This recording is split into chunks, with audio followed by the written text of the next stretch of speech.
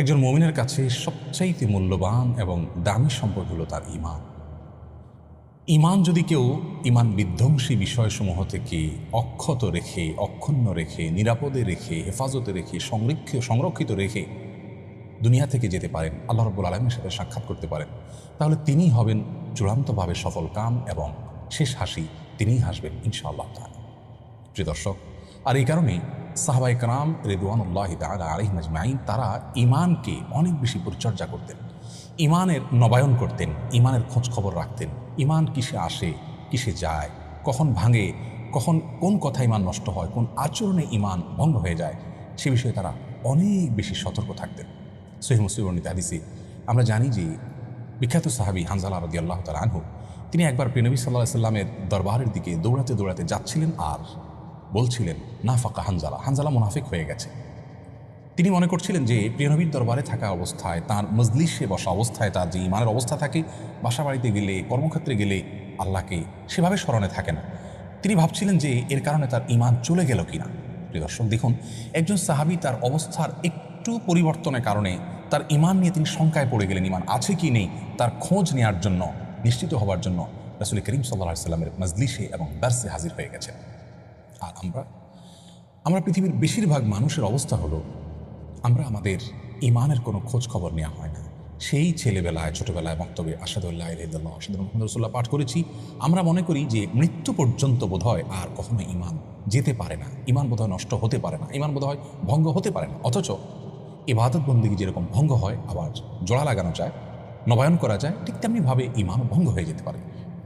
যদি কোনো মুসলিম এমন হন যে তার ঈমান কখনো কোনো কারণে ভঙ্গ হয়ে গেছে, তিনি জানেনও না, আজীবন তিনি আমল করছেন, সালাত করছেন, সিয়াম করছেন, হজ করছেন, যাকাত দিচ্ছেন, ওমরা করছেন, দান সদকা করছেন, তেলাওয়াত করছেন, তাসবিহ তাহলিল করছেন, জিকির করছেন, অথচ তার ঈমান নেই।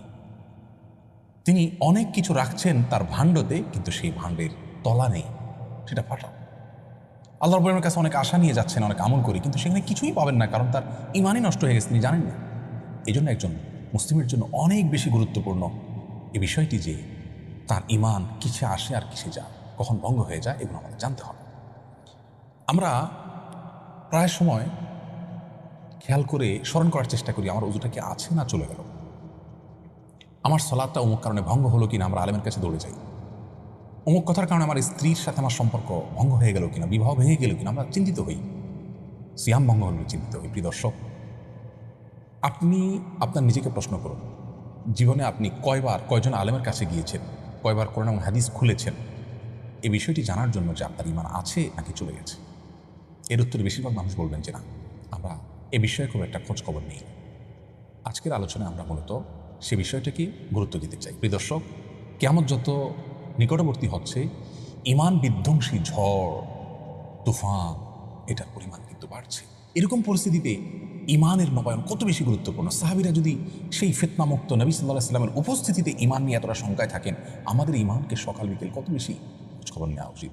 নবী আলাইহিস সালাম বলেছেন, এমন একটা সময় আসবে, আসবাহার রাজুলু মুমিনান ওয়া ইউমসি কাফিরা, মানুষ সকাল ঈমানদার থাকবে, বিকালে ঈমান হয়ে যাবে, কারণ সে জানেও না যে কোন কথা ঈমান চলে গেছে, কোন কাজে ঈমান চলে গেছে, কোন বিশ্বাস ধারণ করবার কারণে ঈমান চলে গেছে। আমাদের ঈমান যদি ঠিক থাকে, আমল একটু কম থাকলেও ইনশাআল্লাহ আমরা চিরজাহান্নামী হওয়ার থেকে অন্তত রক্ষা পাবো। প্রিয় দর্শক, আর বিলম্ব না করে আসুন মূল বিষয় আপনাদের সঙ্গে শেয়ার করি। ঈমান ভঙ্গ হয় কী কী কারণে? ঈমান ভঙ্গের মৌলিক কারণ তিনটি, সেটাকে ব্যাখ্যা বিশ্লেষণ করে যদি আমরা আরও কিছু কারণ আবিষ্কার করি, তাহলে 3টি থেকে আরও 10টি বিস্তারিত কারণ আমরা আজ আপনাদের সঙ্গে শেয়ার করব। যে 3টি সংক্ষিপ্ত কারণে কথা বলবো, তার একটা হলো বড় শিরক, আর হলো বড় কুফর, আর হলো বড় মুনাফিকি। বড় শিরক, আল্লাহ রাব্বুল আলামিনের জন্য আমরা যা নিবেদন করি, সেটা যদি কোনো ব্যক্তি বা বস্তুর জন্য নিবেদন করি, তাহলে সেটা হয় বড় শিরক। শিরক শব্দের অর্থ হলো পার্টনার সাব্যস্ত করা, শরীক সাব্যস্ত করা। আল্লাহ রাব্বুল আলামিনের সঙ্গে যদি আমরা কোনো পার্টনার সাব্যস্ত করি, সেই পার্টনার কখন সাব্যস্ত করা হবে? যে জিনিসটি শুধুমাত্র আল্লাহর জন্য করতে হয়, সেটা অন্য কারোর জন্য যদি আমরা করি। যেমন ইবাদত শুধু আল্লাহর জন্য করতে হয়, প্রার্থনা শুধু আল্লাহর কাছেই করতে হয়, সেই জায়গাটা যদি আমরা কোনো ব্যক্তিকে, কোনো দলকে, কোনো মতকে, কোনো পীরকে, কোনো বুজুর্গকে, কোনো মানুষকে আমরা যদি দিয়ে দেই, তাহলে সেক্ষেত্রে সেটি আমাদের ঈমান ভঙ্গের কারণ হবে। ঈমান ভঙ্গের দ্বিতীয় কারণ হলো বড় কুফর। বড় কুফর মানে হলো বড় ধরনের অস্বীকৃতি। আর সেটি কখন হবে? কোরআন এবং হাদিস থেকে যেটি স্বতঃসিদ্ধভাবে, সুস্পষ্টভাবে, অকাট্যভাবে প্রমাণিত হবে, এমন কোনো বিষয়কে যদি আমরা ডিনাই করি, অস্বীকার করি, সেটার যৌক্তিকতাকে আমরা বা উপযুক্ততাকে আমরা অস্বীকার করি, তাহলে এটা হবে বড় কুফর। আমি এটা মানি না ইসলামের। এটা হলো বড় কুফর, ইমান ভঙ্গের কারণ। ইমান ভঙ্গের তৃতীয় কারণ হলো বড় মুনাফিকি। বড় মুনাফিকি হলো যার ভেতরে আল্লাহর প্রতি আস্থা নেই, কোনো হাদিসের কোনো বিধানের প্রতি, নির্দেশনার প্রতি আস্থা নেই, কিন্তু তিনি বাহ্যিকভাবে মুসলমানদের ভান ধার ধরছেন হয়তো সমাজের ভয়ে, মানুষের ভয়ে। এটা হলো বড় মুনাফিকি, এটাও ইমান ভঙ্গের কারণ। এই তিনটা মানুষের মধ্যে প্রকাশ হতে পারে, দেখা দিতে পারে আবার তিন উপায়ে। কিছু শিরক, কুফুর, নেফাক আছে, যেটা নেফাক তো সবসময় অন্তরে থাকে, কিন্তু শিরক এবং কুফুর এগুলো অনেক সময় হতে পারে ভেতরে ভেতরে, আকীদা, বিশ্বাসে। যেমন কেউ মনে মনে এই বিশ্বাস লাগলো যে অমুক পীরের হাতে পাওয়ার আছে, তিনি চাইলে আমাকে সন্তান দিতে পারেন, নাও পারেন, তাহলে এটা তার কাছে থাকলো এবং এটা তাকে বিশ্বাস করার শামিল হয়ে গেল। এটা হলো বড় শিরক অন্তরের মাধ্যমে, অর্থাৎ আকীদাগতভাবে বিশ্বাসগত শিরক। আবার শিরক কর্মগত হতে পারে, যেমন আল্লাহ চাহান্ন কাউকে সিজদা করলো, এটা হলো কর্মগত শিরক। আবার সেটা মন্তব্যগত হতে পারে, কেমন কোনো কথা বলে ফেললো যা আল্লাহর সঙ্গে শিরকের সমকক্ষ। তাহলে মন্তব্যগত, কর্মগত, আকীদাগত তিনভাবে শিরক হতে পারে। ঠিক একইভাবে কুফুরও তিনভাবে হতে পারে। কেউ অন্তরে ডিনাই করলো, মুখে বললো না কিছু, সেও কাফির হয়ে যায়। আবার কেউ মুখে কাফির মানে অস্বীকৃতি জানালো, কেউ আচরণ দ্বারা অস্বীকৃতি প্রকাশ করলো, তিনটাই হতে পারে। এই সব ধরনের ইমান ভঙ্গের কারণ থেকে আমাদের বেঁচে থাকতে হবে। প্রিয় দর্শক, আসুন এগুলোকে বিস্তারিত বিশ্লেষণ করে অনেক বড় বড় ইমামগণ, অনেক বড় বড় ওলামায়ে কেরাম 10টি কারণকে উল্লেখ করেছেন। 3টা সংক্ষিপ্ত কারণ থেকে বিশ্লেষণমূলক আরও 10টি কারণ ওখান থেকে বের হয়েছে, সেগুলো আপনাদের সঙ্গে শেয়ার করে আজকে ইনশাআল্লাহ শেষ করব। প্রথম কারণ হলো বড় শিরক, যেটা একটু আগেই বললাম। আল্লাহ তাআলা কোরআনে কারীমে বলেছেন, ইন্নাল্লাহা লা ইয়াগফিরু আন ইউশরাকা বিহি ওয়া ইয়াগফিরু মা দুনা যালিকা লিমান ইয়াশা। আল্লাহ তাআলা তার সঙ্গে শিরক করা হলে সেটা মাফ করবেন না, শিরকের চাইতে ছোট অপরাধ হলে সেটা আল্লাহ যাকে ইচ্ছা তাকে মাফ করতে পারেন। সূরা জুমার আয়াত নম্বর 65, সেখানে আল্লাহ বলেছেন, ওয়ালাকাদ উহিয়া ইলাইকা ওয়া ইলাল্লাযিনা মিন ক্বাবলিক লাইন আশরাকতা লা ইয়াহবাতান্না আমালুকা ওয়া লা তাকুনান্না মিনাল খাসিরিন। হে রাসূল, আপনি এবং আপনার পূর্বের সমস্ত নবী রাসূলদের প্রতি একটি কমন নির্দেশনা জারি করা হয়েছে, যদি আপনি নবী এবং রাসূল হওয়ার সত্ত্বেও যদি শিরকে লিপ্ত হন, লাইন আশরাকতা, আপনি যদি শিরকে লিপ্ত হন, লা ইয়াহবাতান্না আমালুক, অবশ্যই অবশ্যই অবশ্যই, লামে তাকিদ নুনে তাকিদ সাকিলা, 3ভাবে গুরুত্ব দেওয়া হয়েছে আরবি গ্রামার অনুযায়ী। অবশ্যই অবশ্যই অবশ্যই আপনার সমস্ত আমল ক্যান্সেল হয়ে যাবে এবং আপনি ক্ষতিগ্রস্ত হয়ে যাবেন। এখান থেকে পরিষ্কারভাবে বোঝা গেল কেউ শিরকে লিপ্ত হলে তার ইমান চলে যায়, সমস্ত আমল পুরানোগুলো ক্যান্সেল হয়ে যায়। এজন্য ইমানদার সবচেয়ে ভয় থাকবে শিরক নিয়ে, আল্লাহর সঙ্গে শিরক যেন না হয়, তাওহীদকে নিশ্চিত করার চেষ্টা করবে। এটা ইমান ভঙ্গের কারণ। নাম্বার 2, ইমান ভঙ্গের দ্বিতীয় কারণ হলো আল্লাহ এবং বান্দার মাঝামাঝি যদি কোনো মধ্যস্থতাকারী আমরা সাব্যস্ত করি, তাহলে ইমান নষ্ট হয়ে যাবে। আমরা জানি আমাদের হিন্দু ভাই বোন তারা বিশ্বাস করেন যে ঈশ্বর সরাসরি সব কিছু নিয়ন্ত্রণ করেন না। অনেক দেবদেবী, অনেক প্রতিমার তারা পুজো করেন, এই উদ্দেশ্যে যেন তার কাঙ্ক্ষিত বিষয়টা সেই দেবদেবী তাদেরকে পাইয়ে দেন। সরস্বতীকে পুজো করেন শিক্ষার জন্য, আবার চাষাবাদ ভালো হওয়ার জন্য আরেক দেবতাকে পুজো করেন। তো এরকম পুজো করে তারা ঈশ্বরের কাছ থেকে কিছু পেতে চান বা সৃষ্টিকর্তার কাছ থেকে কিছু পেতে চান। প্রিয় দর্শক, আমাদের অনেক মুসলিম ভাই বোন মনে করেন কোনো কবরে, কোনো মাজারে গিয়ে সন্তান চাইলে, ব্যবসা উন্নতি চাইলে তিনি আমাকে আল্লাহর কাছ থেকে পাইয়ে দিবেন। এই যে একটা ব্যাপার, একটা মধ্যস্থতাকারী সাব্যস্ত করা, এটা কিন্তু ইমান ভঙ্গ করে দেয়।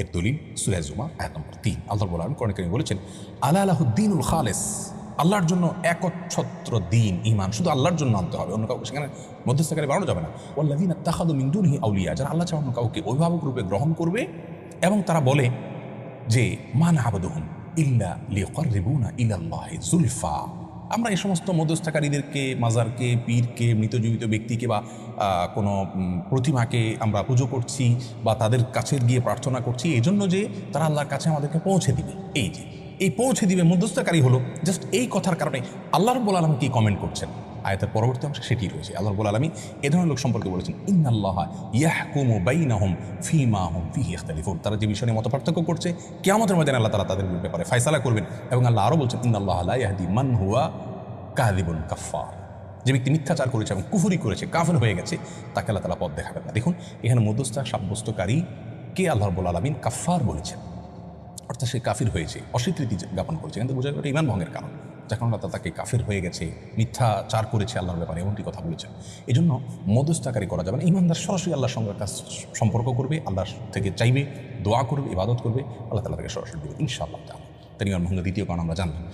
ইমান ভঙ্গের তৃতীয় যে কারণ, তা হলো কোনো অমুসলিমকে অমুসলিম মনে না করা, কোনো মুশরিককে মুশরিক মনে না করা, অন্য কোনো ধর্মকেও সঠিক মনে করা। প্রিয় দর্শক, আমাদের দেশে অনেক ভাই বোন আছেন যারা মনে করেন সব ধর্মই ঠিক আছে, সবগুলোরই গন্তব্য একটি, ঘুরে ফিরে সবাই এক জায়গায় যাবে। এই যে কথাগুলো আমাদের নিজেদের অজান্তে কথাগুলো আমাদের ইমান হারা হয়ে যাচ্ছে, আমরা জানি না এই কথাগুলো কত ডেঞ্জারাস কথা।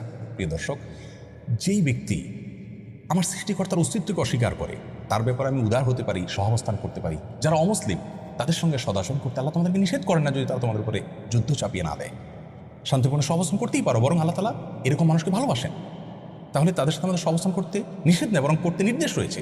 বাট তাদের বিশ্বাসকেও যদি আমি মনে করি সেটাও ঠিক আছে, তাহলে আমার বিশ্বাসের জায়গা থেকে আমি দেউলিয়া হয়ে গেলাম, জগা খিচুড়ি হয়ে গেল। এখানে উদারতা দেখানো আপনার ইমান সম্পর্কে উদাসীনতা হবে।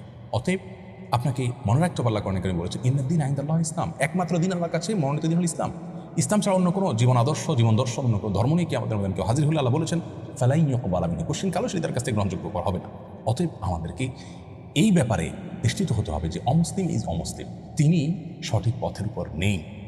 আমরা তার জন্য করুণা করব, দোয়া করব, প্রার্থনা করব আল্লাহ যেন তাকে হেদায়েত দেন, কিন্তু তাই বলে তার আদর্শকে আমি সঠিক মনে করব, আমারটাও সঠিক মনে করব, এটি ঈমান ভঙ্গের কারণ। এ সম্পর্কেও আমরা জানি কোরআন কারীমে আল্লাহ বলেছেন যে ওমাই ইয়াকফুর বিত-তাগুত ওয়া ইউমিন বিল্লাহ ফাকাদ ইসতামসাকা বিল উরওয়াতিল উসকা, যে ব্যক্তি আগে আল্লাহ ছাড়া অন্য যত উপাস্য আছে, যত ধর্ম ইজম আছে, এগুলোকে যে ব্যক্তি আগে অস্বীকার করবে, এরপর আল্লাহর প্রতি ঈমান আনবে, সেই কিন্তু মজবুত হাতলকে পা ধরল, অর্থাৎ সেই ঈমান আনবে। আরও আমরা জানি আমাদের কালিমাতুত তাওহীদের প্রথম বাক্যটা হলো লা ইলাহা ইল্লাল্লাহ, আগে নেতিবাচক। আল্লাহ ছাড়া অন্য যা আছে সবগুলোকে আগে ডিনাই করবেন, তারপর আল্লাহ স্বীকৃতি দিবেন, দেন আপনি ঈমানদার হতে পারবেন। তাহলে আপনি সবগুলোকে মানলেন, আল্লাহকেও মানলেন, তাহলে তো লা ইলাহা ইল্লাল্লাহ হলো না, আমাদের ঈমান নষ্ট হয়ে যাবে। মুখরোচক অনেক স্লোগান আমাদেরকে মনে করে শয়তান আমাদেরকে বোঝাতে চায় যে আমরা অনেক উদার হতে পারি, সেই স্লোগানের মাধ্যমে। প্রিয় দর্শক, সেগুলোর মাধ্যমে আমাদের ঈমান হারা হতে হবে, উদারতা নয়, উদাসীনতা। আল্লাহ আমাদের বোঝার তৌফিক দান করুন। ঈমান ভঙ্গের 3 নম্বর কারণ জানলাম। 4 নম্বর কারণ হলো নবী আলাইহিস সালামের জীবন আদর্শ ছাড়া অন্য কোনো জীবন দর্শনকে যদি কেউ উত্তম মনে করে। আমাদের মধ্যে অনেক ভাই বোন আছেন মনে করে যে ইসলামের সবই ঠিক আছে, কিন্তু আসলে ইসলামের অমুক অমুক বিষয়গুলো আসলে এই যুগে চলে না। এক্ষেত্রে বোধ হয় অমুক ইজমটা, অমুক মতবাদটা, অমুক আইডিওলজিটা বোধ হয়, অমুক জীবন দর্শনটা বোধ হয় অনেক বেশি কার্যকর। নাউজুবিল্লাহ, এরকম কি মনে করলে সে ঈমানদার হতে পারে না? তার মানে আপনি আল্লাহ রাব্বুল আলামিনকে, তিনি যে সৃষ্টিকর্তা, তিনি যে সব কিছু করতে সক্ষম এবং তার হাতেই যে সব কিছু, তিনিই যে সব কল্যাণ অকল্যাণের মালিক, এটা আপনি বুঝতে অক্ষম ভাবছেন। প্রিয় দর্শক, আমরা বিবেক দিয়ে আল্লাহর অনেক বিধানকে জাজ করার চেষ্টা করি, এটা মূর্খতা। কারণ জু সমাজ মে আ গই ও ফের খোদা কেউ কর হুয়া, এখানে যদি খোদা বলেছেন না বলে আল্লাহ বলা উত্তম। আল্লামা ইকবাল বলেছেন যে আপনার বুঝে চলে আসলো, আপনার ব্রেইনে যাকে আপনি ক্যাপচার করে ফেলতে পারলেন, সে আবার আল্লাহ কী করে হলো? যার সকল আদেশ নীতিতে যথার্থতা, যৌক্তিকতা আপনার বিবেকের মিটার দিয়ে আপনি মেপে ফেলতে পারলেন, সে আবার আল্লাহ কীভাবে হলো? আরে আল্লাহ তো এমন মহা সৃষ্টি যে আপনার মতো ক্ষুদ্র মানুষ আল্লাহর সব নির্দেশ এবং আদেশের যৌক্তিকতা আপনি বের করতে পারবেন না, সেটাই স্বাভাবিক। এই জন্য ইসলামের সব নির্দেশগুলো আমার বুঝে আসলে আমি মানবো, না হলে বলবো না এটা অযৌক্তিক, এটা ঈমান ভঙ্গের কারণ। আমাদের সাবধান হতে হবে। একজন কাজের লোক, তার মালিক তাকে 10টা অর্ডার করেছেন, তিনি 2টা করেছেন আর 8টা করেননি। কেন করেননি? বলেন যে স্যার এটা আমার বুঝে আসছে না, এটা ভালো হবে না কাজটা। আপনি বলুন এই কর্মচারী থাকার যোগ্য থাকবে? মালিক তার দৃষ্টিকোণ অনেক গভীর থাকতে পারে, তিনি এটার উপকারিতার অন্য দিক জানতে পারেন, হয়তো কর্মচারী জানেন না, কিন্তু তিনি নিজে থেকে যদি মাতবরি করেন এবং বলেন না এটা যৌক্তিক, আমি করবো, এটা করবো না, তাহলে তার যেরকম চাকরি থাকবে না, আপনার ঈমান থাকবে না যদি আল্লাহর কোনো আদেশ নিষেধের পর আপনি মনে করেন যে না এটা চলবে না, ওইটা চলবে। এই জন্য 4 নম্বর ঈমান ভঙ্গের কারণ হলো নবী সাল্লাল্লাহু আলাইহি ওয়াসাল্লাম যা নিয়ে আসছেন তার সবগুলোকে, তার সকল আদেশ নিষেধকে একমাত্র আমাদের জন্য উপযোগী মনে করতে হবে। বুঝে আসুক আর না আসুক, আমি কয়টা বোঝার ক্ষমতা রাখি। আল্লাহ কোরআনে বলেছেন ফালা ওয়া রাব্বিকা লা ইউমিনুনা হাত্তা ইউহাক্কিমুকা ফীমা শাজারা বাইনাহুম, শপথ আপনার সত্তা রবের, যে ওই ব্যক্তি কখনো ঈমানদার হতে পারবে না যে সকল বিষয়ে নবী আলাইহিস সালামকে তার জীবনের সিদ্ধান্তদাতা হিসাবে গ্রহণ না করবে, তার সকল সিদ্ধান্তকে না মানবে, ঈমানদার হতে পারবে। অতএব নবী সাল্লাল্লাহু আলাইহি ওয়াসাল্লামের সকল আনিত বিষয়গুলোকে আমাদের জন্য কল্যাণকর আমরা সেই হিসাবে বিশ্বাস করবো। আমি পালন করতে পারছি না, আমার দুর্বলতা আছে, সেটা ভিন্ন বিষয়, তার জন্য আমার গুনাহ হবে, বাট আমি ঈমান হারা হবো না। কিন্তু আমি এটাকে অনুপযুক্ত মনে করি, আমার ঈমান হারা হতে হবে। নাম্বার 5, ঈমান ভঙ্গের 5 নম্বর কারণ হলো নবী আলাইহিস সালাম যে দিন নিয়ে এসেছেন, কোরআন হাদিসের যে বিষয়গুলো অকাট্যভাবে এবং সুস্পষ্ট বদিহি তথা স্বতঃসিদ্ধভাবে প্রমাণিত হয়েছে, তার কোনো একটির প্রতি যদি আমাদের কোনো ঘৃণা থাকে, অপছন্দ থাকে, তাহলে ঈমান চলে যাবে। অনেক ভাই বোন আছেন বলে ইসলামের সব ভালো লাগে, এই যে পর্দার বিধানটা আমার ভালো লাগে না, ইসলামের সব ভালো লাগে, বাট এই যে সুদেরটা আমার ভালো লাগে না, ইসলামের সব কিছু ভালো লাগে, বাট অমুকটা আমার ভালো লাগে না, তমুকটা আমার ভালো লাগে না। এরকম কিন্তু অনেক ভাই বোন আছেন যারা এরকম বলে। ওয়াল্লাযীনা কাফারু ফাতাআসাল্লাহুম, যারা কুফরি করেছে তাদের ধ্বংস অনিবার্য। ওয়া আদাল্লা আমালাহুম, আল্লাহ তাআলা এই সমস্ত মানুষের আমলকে নষ্ট করবেন, ধ্বংস করে দিবেন।